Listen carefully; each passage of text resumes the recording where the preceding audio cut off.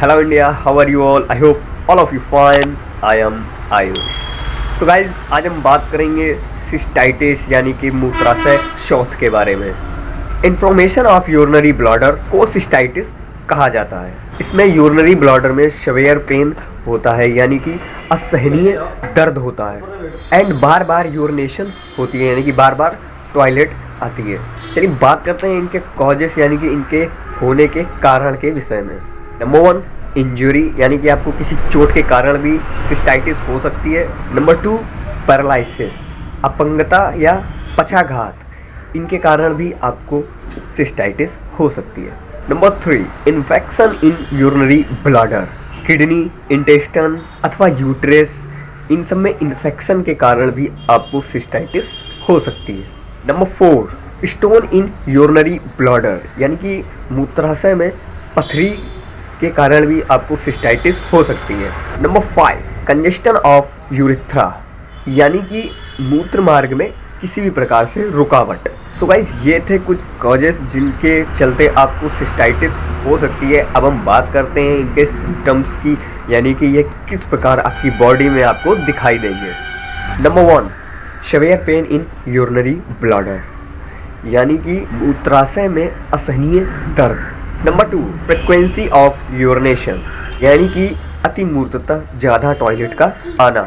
Number 3, burning मैक्चुरेशन यानी कि पेशाब में जलन का होना।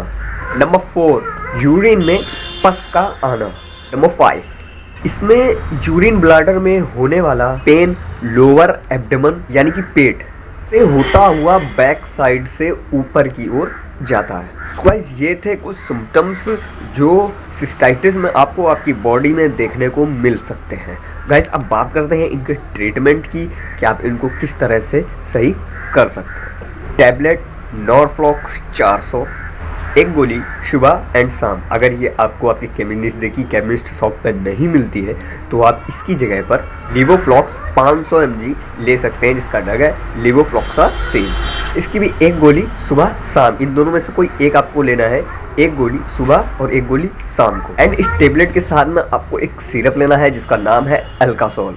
इस सिरप को आप 2 चम्मच सुबह दोपहर शाम पानी के साथ लें।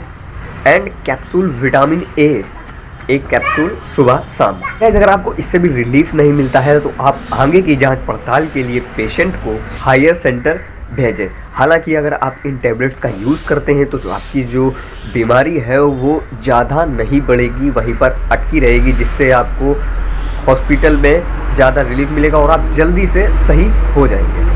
एंड गाइस, कुछ रिसर्चेस एंड कुछ डॉक्टरों की मदद से मैंने इन टैबलेट एंड इस बीमारी का इलाज ढूंढ के आपके सामने लाया हूँ। अगर मेरी ये जानकारी आपको पसंद आती है तो वीडियो कीजिएगा छोटा सा thumbs up and comment box में कमेंट करिएगा एंड अपने सारे दोस्तों के साथ शेयर कीजिएगा। मिलते हैं फिर किसी नई वीडियो में, तब तक के लिए be happy, be healthy, love you.